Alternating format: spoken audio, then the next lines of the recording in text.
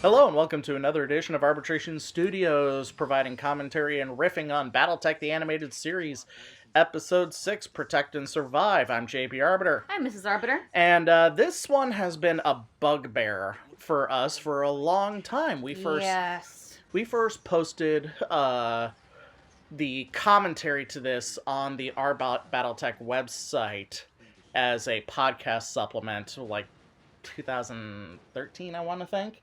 Sounds right. And it was shit. Just like the rest of these commentaries. This one is being recorded in February of 2020. So then, but the AVI videos that we got from Sarna.net, for some reason, episode 6 kept crashing on us, and so we couldn't make it work. And then, sometime in December 2019, I found a copy of the video in an M4A format and was able to make it work. So here we are. Protect and Survive. I like to call this one a funny thing happened on the way to Battletech Canon. Pretty much. Where we are introduced to Victor Steiner-Davian after being hauled off against his will from Trell 1 and going to Sudetan. And the inconsistencies in canon, both within the Battletech actual storyline and even within the animated series, are kind of hilarious, and we're gonna have all sorts of fun here. Oh yes. So, this is one of my favorite episodes. Well, I mean, first off, love of the Victor Steiner-Davian character. Hello, Katrina. Melissa. Oh, Melissa. Katrina is mother and or daughter. Take your pick. True. Actual Katrina was mother. Catherine, fake Katrina, was daughter, and Victor. So, but yeah, nice reminder that, oh hey, they got their asses kicked on Apollo. And her glasses are so weird. How about the fact that she's like Michael Jackson and only wears one glove being weird? I'd say there could be a reason for that, but meh. What, you're trusting the Drac? Dude, were you here last episode when he literally saved your life in one of those planes? He saved our butts. After all, he is Secret Asian Man. Secret Asian Man. Besides, those fighters have an illegal quirk. They'll blow up within a minute of combat conditions anyway. So yeah, the Hejira are first of 3, I want to say, Leopard dropships that we see in here. Yeah, sounds right. Dude, they're pointing their guns at you. That's because you're shooting them. Because they pointed their guns at me. Victor Davian and his inconsistent height. You see, he's about half a head shorter than the captain now. So, living up to Shorty Steiner-Davian. Mm-hmm.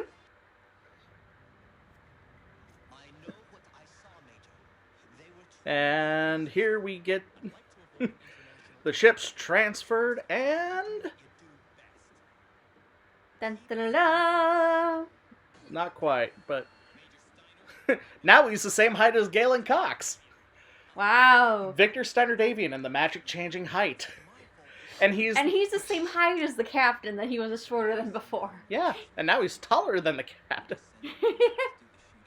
You know, I blame it on perspective, but there's no perspective here. And it is a cartoon, so I guess the whole idea of, you know, because in universe this cartoon exists as children's programming and propaganda, you don't want to make Victor Davian be as short as he is in real life, which would be like up to the chest on Galen Cox. I do love, by the way, this episode informed my head image of Victor Steiner-Davian, both in terms of look and in terms of voice, for the better part of 20 years. Wow. So, I mean, that's for better or for worse, right? Yeah. Meanwhile, I have trouble with the cartoon version of Galen Cox. So, I always pictured him to be a little rougher around the edges. yeah. Just that. More. So, here's our obligatory Mode 7 graphics! Why the square grid? What? Because it's a tactical overlay. You're supposed to have. But hexes. Oh! That's a good point. That was actually a really good point. It always bugged me. It has always bugged me that it's squares. It's like, no, this isn't D&D. So, recreating the moments from the Blood of Kerensky trilogy when the 12th Donegal was actually fighting the clans on Trell 1. They Getting get their butts kicked. broad stroke. Well, I mean, it was the early clan invasion. Yeah, everyone got their bucks kicked. Bucks kicked. Oh. How many bucks can you kick? It's all about the Benjamins, baby. Buck the Benjamins.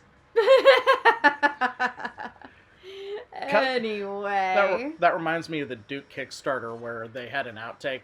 Ooh, magical Centurion jump jets, go!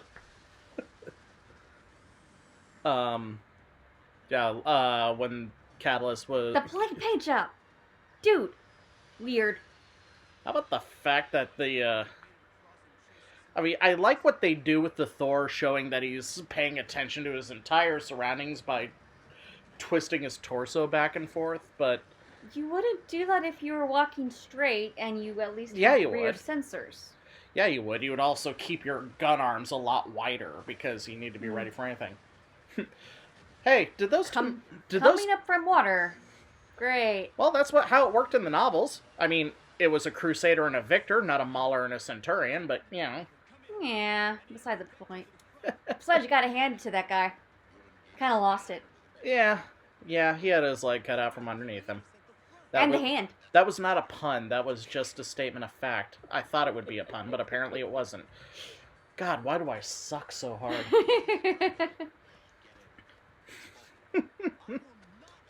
Well, things do get out of hand sometimes. Or underfoot. I mean, this is pretty much playing out exactly as it did in the novel. I don't think there was a following into the command center part of it. I think it was right in front of the dropship. I always thought the command center would be bigger. Oh!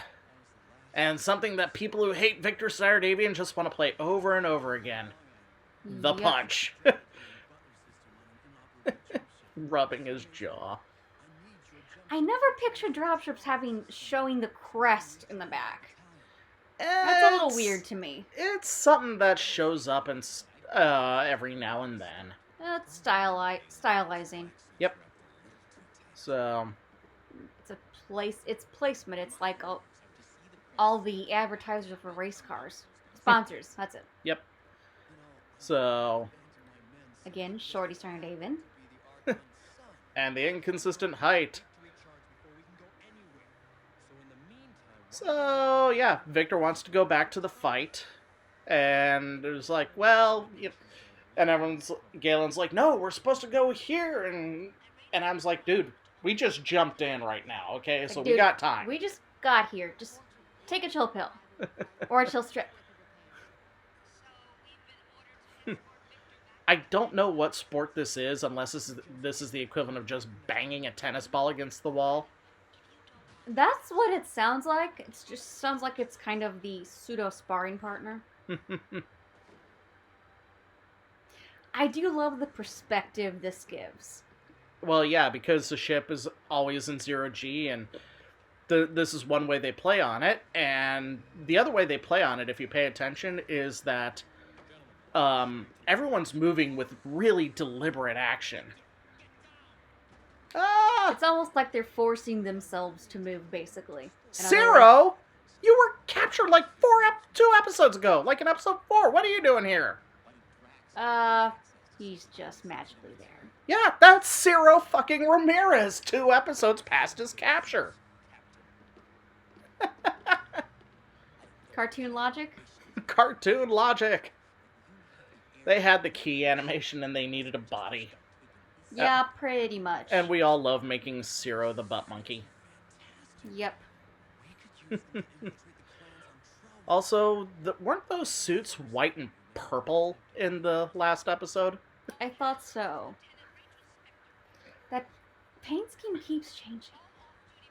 Oh, and now he's being sneaky. How sneaky can you be with metal boots? metal magnetic boots clanking on the wall on the plating. Yeah. Because he's secret Asian man. It's not Star Trek. I have a remote control to this ship. After all, it is mine. Interesting. What is he, the captain? Well, he's the captain of the dropship, not the jump ship. Oh, I didn't realize that. So, Things, stuff. ideas, science. Galen's haircut creeps me out a little bit. It reminds me of Guile from Street Fighter. See? Yeah. You see, here's Hawkins. He's moving deliberately, swinging his arms, putting weight behind every step. That Like may his be hat. that may be because he's Zach Hawkins and is awesome, but Yeah, maybe. Wait, there's a mask now? yeah. Who is this? Well, we're meant because we saw Franklin Sakamoto in his ninja jumpsuit earlier. We're supposed to take the idea that it's him. I wonder how it feels Oh, to Kurosawa sleep. kick! I wonder how it feels to sleep in Zero-G. Oh, probably really, either really, really uncomfortable or insanely comfortable. Take your pick. Yeah. We'd have to ask an astronaut that question who's been either at the space Ha-ha. station or something, because that would be... It's just interesting to think of. Ooh! Watch out! Out of control! Zero gravity ninja with a sword pointed out! And here's Hawkins being awesome. Look at my muscles! I'm the tough guy of the strikers! No, this door won't close! I will fight this door! I will win! I won. Now I crawl in vents. This isn't like Alien Isolation. That game doesn't come out for another 20 years. That's an awfully big vent. It was an elevator shaft, actually, but... No, but it looked big. It looked much bigger than I was expecting.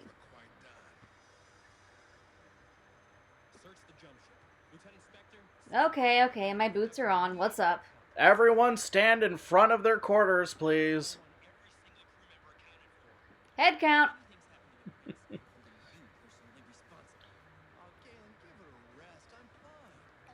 Oh, I love these moments. Does she sleep in those? I don't know. I mean, Victor is the only one we've seen in anything resembling pajamas.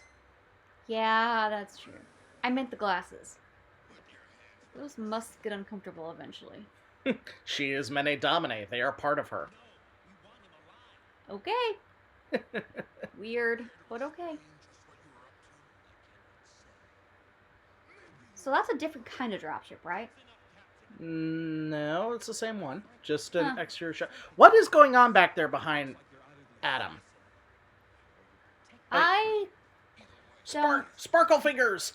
Captain Sparkle Fingers! I don't know. It's weird. It's like super weird, and I don't like it. The captain's wearing weird pants. Desert camo in space! Why? I don't know. So clearly he knows the sword is his. The other is like, the heck? Like, what? Who grabbed my sword? Warrior's sword is Very sacred. important. I dare say. Yep. And the fact that it was taken from him is like, oh, this is personal now. Mm-hmm. Plus, his quarters got roughed up, probably so that way someone could grab his sword. Yeah. Words of wisdom from Victor. Always gonna be attempts on his life. Yep. Within the family and away from the family. Hey, maybe we could ditch the prince with someone else since this ship isn't safe for him. You know what I always imagine Victor Steiner Davian staying there? What? Family sucks. And if anyone in the Battletech universe has the right to say that, it's him. Exactly! 1, Elemental 2, Elemental 3, Elemental 2 isn't here, Elemental 3, Elemental 2, where's Elemental 2? We are missing a suit. Why are we missing a suit? Karitas or Karitin? Yeah, that semantics. It doesn't matter anyway, I think she's technically a Zami. So in the end, it's not important, but at the same time, it is important. That's like the 4th kind of laser weapon that we've seen this show. Do lasers really produce that much energy to have that? And what the heck is sprayed on them? To answer your question, 1, yes. 2, fire retardant. And 3, there's no such thing as a stunning laser since lasers do their damage by intense heat. That's still a big vent. I love how Victor's banging on the thing like, why won't this work? Ugh, angry flashing lights. And there's Galen. And we now have 5 minutes of battle armor suits firing battle mech grade weaponry up and down the corridors of a spaceship. Why do you reveal who you are if you're trying to hide it before? What I want to know is, where did this guy learn to A, resize the elemental suit for him, B, operate the damn thing? I mean, I would assume for the most part that the laser arm has like a joystick or a pistol grip or something on the inside and an old-fashioned trigger. But I mean, but what about the jump jets? Or I guess he's not using them. Yeah, clearly they're not using jump jets, but there's still a lot of elements that are weird. Like firing battle mech grade weaponry in a spaceship. Like, just how to use it. And the paint schemes changed again. Yeah. So now we can keep track of who's who. The guy in gray is Sakamoto. The guy in gray is the good guy. Well, sort of. Well, see, now he's using the jump jets. How do you know how to use them? Yeah, it was those moments in Iron Man that make me go, what? Lasers bouncing. Weapons grade lasers bouncing. That's a and whole the bridge. lasers are different colors, too. Well, yeah, so you can identify Attention who's to a good detail. guy and bad guy. But they don't seem to leave a mark on the wall, which Beep, you'd beep, think beep. they would. Oof. Oh, there's an arm. Give this guy a hand, why don't you? Yep. See, right here. First off, why was there a live missile loaded in the damn thing? And here's the ex-wife. Say hello to the ex-wife! Iron Man 2. Love it.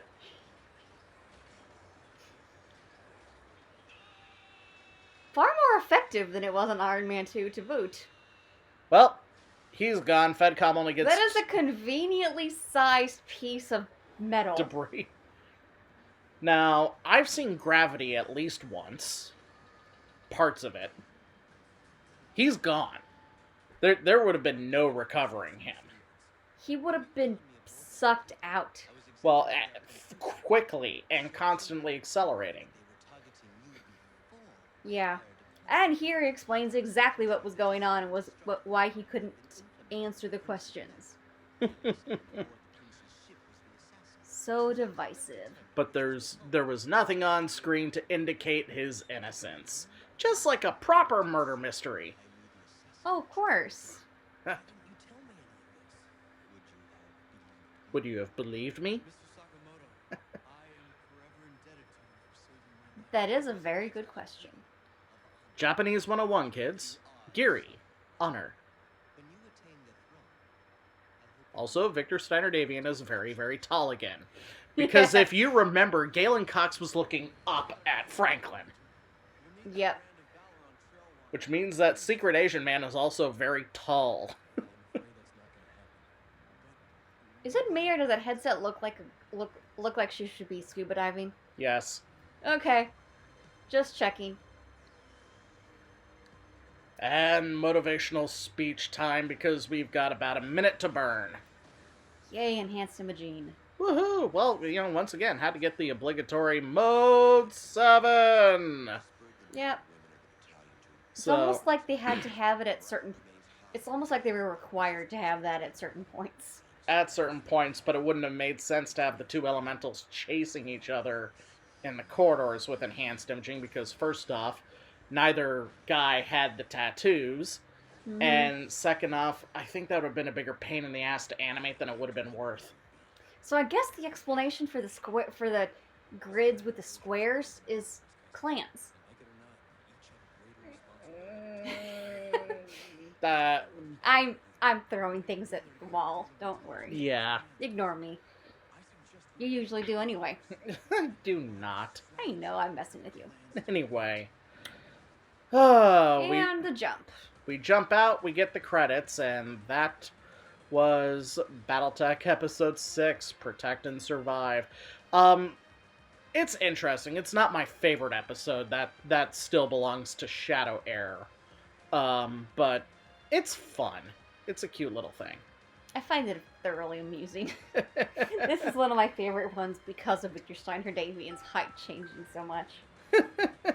And Cyril Ramirez showing up randomly. So, well, that is all I got. So in the meantime, we'll let you go. And that's about that. So, I'm JP Arbiter. I'm Mrs. Arbiter. We'll be seeing you, kids. Later.